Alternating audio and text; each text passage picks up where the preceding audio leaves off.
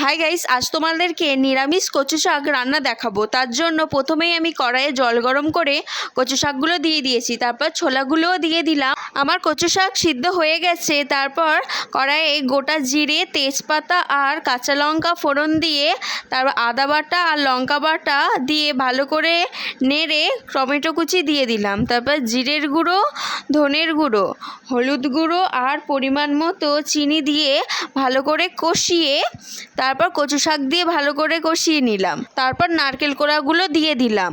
সবাই তো চিংড়ি মাছ, ইলিশ মাছের মাথা দিয়ে কচু শাক রান্না করা খেয়েছে, একবার এইভাবে করে দেখবেন, খেতে খুব সুন্দর লাগে। আর এটা ঠাকুরের ভোগেও দিতে পারবেন। আমরা এটা ঠাকুরের ভোগেতেই দিয়েছিলাম, সেই ভিডিওটাই আপনাদের দেখাচ্ছিলাম।